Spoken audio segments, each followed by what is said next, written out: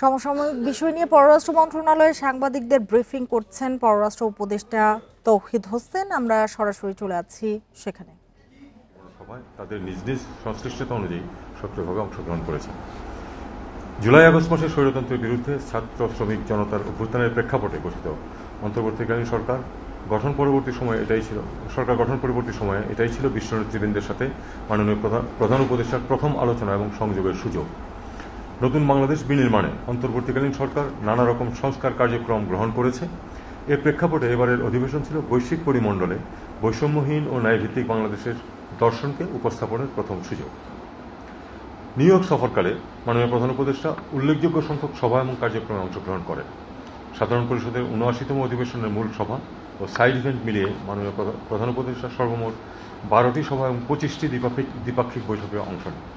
এছাড়া তিনি বিভিন্ন নামকরা ইলেকট্রনিক ও প্রিন্ট মিডিয়াতে ৫টি সাক্ষাৎকারও প্রদান করেন। তার মধ্যে ছিল new York Times, Forbes, NHK, voice of America Bangla এবং NPR।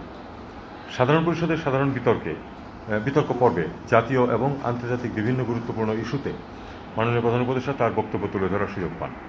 তিনি তার বক্তব্যে বিগত ২ মাসে বাংলাদেশে ঘটে যাওয়া অভাবনীয় গণ অভ্যুত্থানের প্রেক্ষাপট ও আগামী দিনে গণভিত্তিক কল্যাণমুখী ও জনস্বার্থে নিবেদিত একটি রাষ্ট্র ব্যবস্থা গড়ে তোলার ধারণা তুলে ধরেন। পাশাপাশি আন্তর্জাতিক শান্তি ও নিরাপত্তা নিশ্চিতের ক্ষেত্রে শান্তি রক্ষা কার্যক্রমে বাংলাদেশের বলিষ্ঠ অবস্থান, জলবায়ু পরিবর্তন ও এর নেতিবাচক প্রভাব, জলবায়ুর ন্যায় বিচার প্রতিষ্ঠা, বিশ্বব্যাপী সংঘাত, রোহিঙ্গা সংকট, টেকসই উন্নয়ন লক্ষ্যবার্তা SDG অর্জনের ক্ষেত্রে উন্নয়নশীল দেশগুলোর প্রতিকূলতা, উন্নয়নশীল দেশসমূহ হতে সম্পদ পাচার প্রতিরোধ, নিরাপদ অভিবাসন, অভিবাসীদের মৌলিক পরিষেবা প্রাপ্তির নিশ্চয়তা, জেনারেটিভ কৃত্রিম বুদ্ধিমত্তার পরিপ্রেক্ষিতে প্রযুক্তির টেকসই হস্তান্তর এবং গাজা যুদ্ধসহ বিভিন্ন সমসাময়িক বিষয়সমূহে তার বক্তব্য উপস্থাপিত হয়। সাধারণ অধিবেশনের সাইডলাইনে ২৪ সেপ্টেম্বর ইউরোপিয়ান ইউনিয়ন, যুক্তরাষ্ট্র, যুক্তরাজ্য, তুরস্ক, ইন্দোনেশিয়া, গাম্বিয়া এবং বাংলাদেশের যৌথ উদ্যোগে রোহিঙ্গা সংকট বিষয়ক একটি উচ্চ পর্যায়ের সভা অনুষ্ঠিত হয়। এতে মাননীয় প্রধান উপদেষ্টা মূল বক্তব্য প্রদান করেন। অন্যান্যদের মধ্যে জাতিসংঘের শরণার্থী বিষয়ক হাই কমিশনার, আন্তর্জাতিক অভিবাসন সংস্থার মহাপরিচালক, জাতিসংঘ মহাসচিবের মিয়ানমার বিষয়ক বিশেষ দূত, গাম্বিয়া, যুক্তরাষ্ট্র, যুক্তরাজ্য, ইউরোপিয়ান ইউনিয়ন, জার্মানি, সুইডেন ও মাল্টার মন্ত্রী পর্যায়ের প্রতিনিধিবৃন্দ বক্তব্য রাখেন। রোহিঙ্গা সংকটকে বৈশ্বিক আলোচনার অগ্রভাগে রাখতে উচ্চ পর্যায়ের সভাটি গুরুত্বপূর্ণ ভূমিকা পালন করবে বলে আশা করা যাচ্ছে। মাননীয় প্রধান উপদেষ্টা তার বক্তব্যে রোহিঙ্গা বিষয়ে ৩টি সুনির্দিষ্ট প্রস্তাব তুলে ধরেন। ক, জাতিসংঘ মহাসচিব যাতে শীঘ্রই রোহিঙ্গা সংকট বিষয়ে সকল অংশীদারের অংশগ্রহণে একটি আন্তর্জাতিক সম্মেলনের আয়োজন করেন। খ, জয়েন্ট রেসপন্স প্ল্যান এর তহবিল ঘাটতি হ্রাসকল্পে তহবিল সংগ্রহের প্রচেষ্টাকে রাজনৈতিকভাবে পুনরুজ্জীবিত করেন।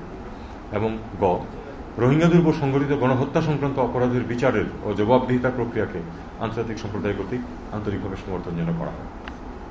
এ সভায় মার্কিন প্রতিনিধি ঘোষণা করেন যে তারা রোহিঙ্গা বিষয়ে তাদের বার্ষিক আর্থিক সহায়তার পরিমাণ পূর্বের চেয়ে প্রায় $200 মিলিয়ন বৃদ্ধি করবে।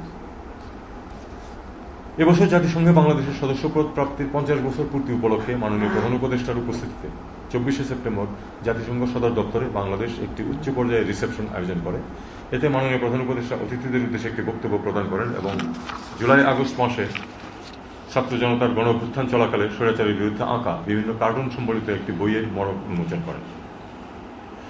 ২৪ সেপ্টেম্বর নিউ ইয়র্কে যুক্তরাষ্ট্রের বিভিন্ন গণ্যমান্য ব্যক্তিবর্গের উপস্থিতিতে মাননীয় প্রধান উপদেষ্টা meet the friends of Bangladesh শীর্ষক একটি সভায় অংশগ্রহণ করেন। এতে তিনি বাংলাদেশে ঘটে যাওয়া গণ অভ্যুত্থানের বিবরণ তুলে ধরে একটি ন্যায়ভিত্তিক, অন্তর্ভুক্তিমূলক ও বৈষম্যহীন গণতান্ত্রিক রাষ্ট্র ব্যবস্থা গঠনে বাংলাদেশের মানুষের আকাঙ্ক্ষা সম্পর্কে সভায় অংশগ্রহণকারীদের অবহিত করেন।